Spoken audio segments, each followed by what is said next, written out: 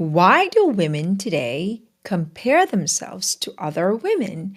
And why has it become so natural or perhaps a norm to compete and to compare and to judge other women? If you're new to the Women's School community, welcome. My name is Donovan. I am the teacher and the founder of the Women's School, where I am committed to giving you practical life training so you can flourish the way God designed you to flourish in every arena, in every season, regardless of the circumstances, even amidst sacrifices and difficulties. And so we're going to break down some practical applications. If you have any questions, send them to me in the DM, and our team will harvest those questions. I want to be able to create really a community here where we talk about the things that are often challenging to talk about in a culture that does not recognize truth, beauty, and goodness, and we can wrestle with it here. I'd love to also hear your thoughts in the comments below. So let's begin. So the truth about women to compare. So number one, where does it come from? When you walk in a room, ask yourself, do I automatically think about what women are thinking of me? Am I sizing women up? Do I have a reaction of who's better, who's worse? Because often comparison comes from number one, habitual response. Number two, language we're unaware of. Number three, an unprocessed wound. Number four, a skill gap. Okay, so I think those are, and number five, a fixed mindset. So let's break those down. Number one, habitual response. Imagine when you were little and you had to learn a skill such as driving, typing. When you first learned that skill, you had to think about actually doing it. You had to think about where's J, where's A, how to turn, how to back up. But eventually it became habitual. Why? Because it became neurologically wired into your system. Now, the same thing with comparison. When we don't have mothers or parents who say, you know what, competing, comparing actually it inhibits your joy, it makes you lonely, and this is what you can do instead.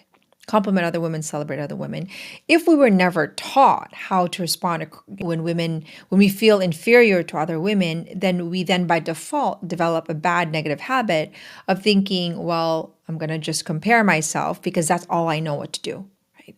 So now comparison becomes so habitual, we don't even know that we're doing it. It becomes part of our reaction.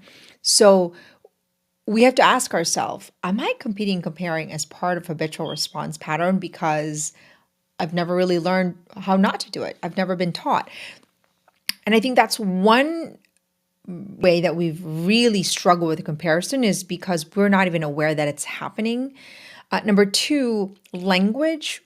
Comparison is she's better, she's worse. I like this about her, she doesn't like this about me. The language of comparing yourselves to other people becomes then part of the way you perceive things because words shape our perception. So how you perceive things, better, stronger, becomes then the lens in which you view the people around you. So if you have a language of comparison and competition, we talk about that in the masterclass, then inevitably your lens is always that someone's better, someone's worse. And then you develop this, once again, habitual pattern of just comparing yourself to every other woman because that's the language that you've learned. Nobody taught you a different language of celebrating women. And now it's your perception. Everything is a comparison. And it's normal to you. And you don't realize it's causing unnecessary suffering in other parts of your life because you don't maybe think that there's something wrong with the fact that it's become so habitual. Number three, it's an unprocessed wound, an unprocessed wound. So for example, somebody made fun of you in high school, or maybe your mother was always berated you or was critical of you.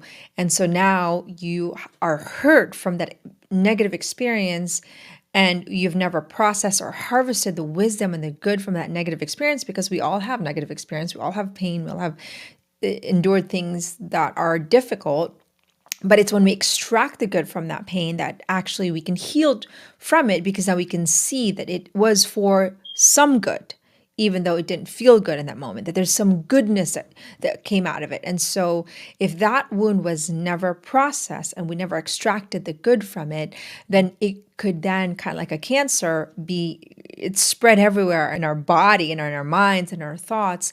And maybe if you had a critical mother and it caused you a lot of pain, all of a sudden now you're critical of other women because it's what you've grown accustomed to.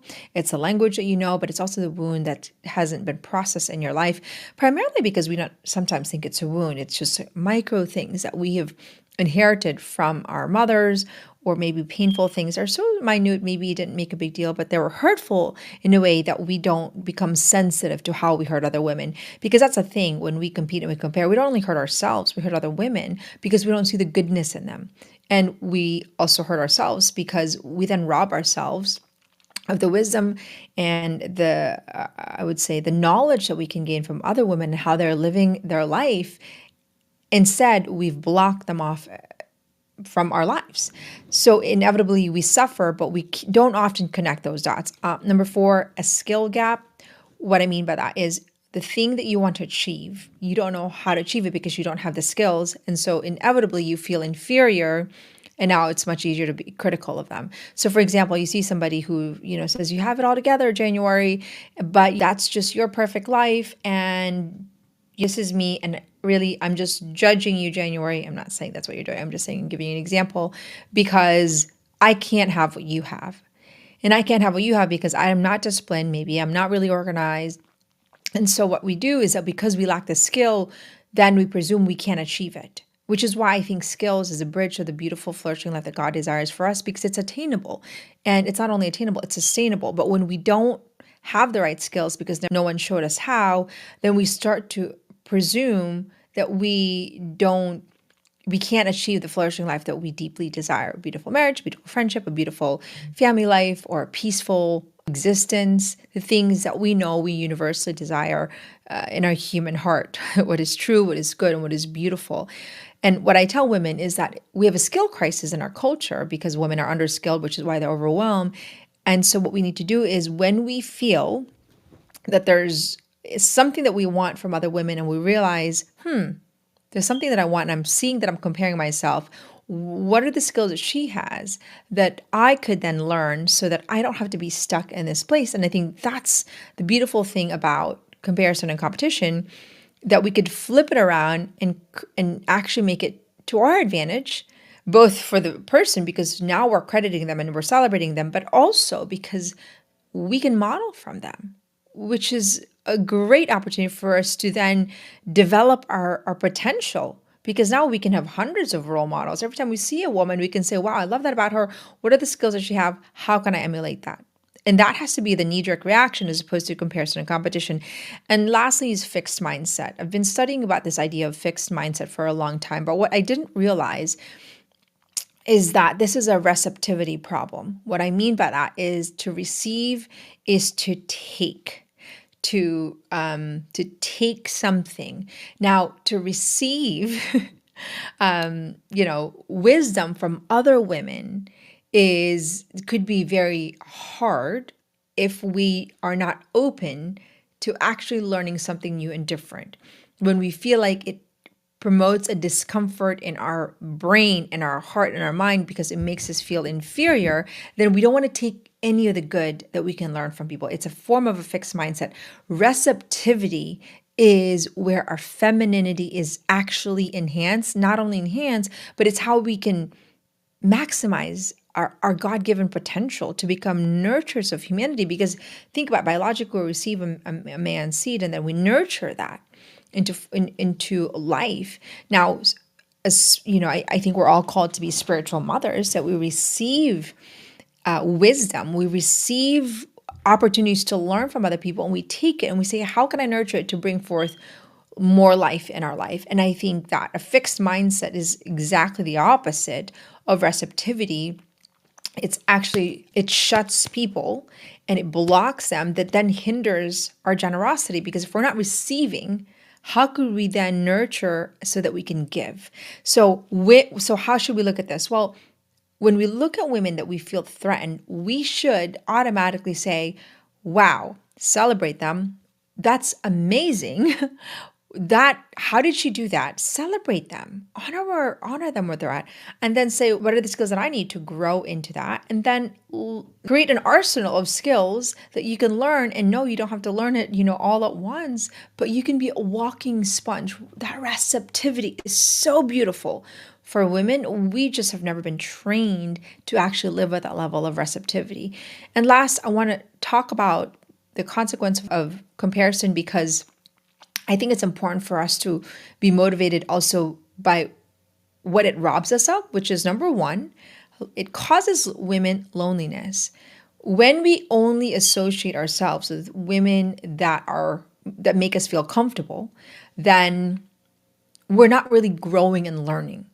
But the moment we feel like our friend is, maybe doing something that is above us, we start to feel threatened and we start to compete and compare. And then all of a sudden we block them in our life. So our friendships have a cap of depth because we can only go deep as long as they're not surpassing us in some degree in whatever part of the arena. So it creates a lonely woman because you inhibit the depth of your relationship when you only associate yourself with women that make you feel comfortable and that you're not threatened, because you don't want to surround yourself with women that are ahead of you, whether it's health, whether it's exercising, whether it's marriage, whether it's family life.